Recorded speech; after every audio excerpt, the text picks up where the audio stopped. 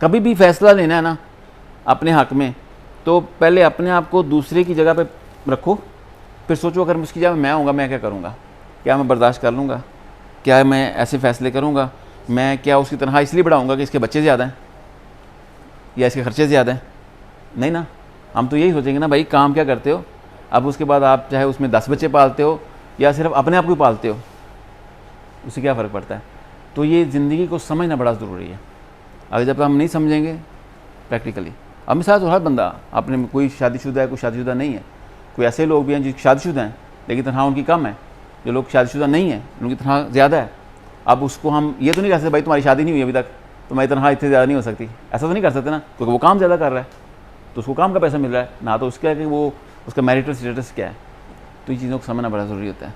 तो इसलिए कोई भी स्किल है, ज़िम्मेदारी याद रखो, अगर ज़िंदगी में आसमान को छूना है तो ज़िम्मेदारी लेनी पड़ेगी।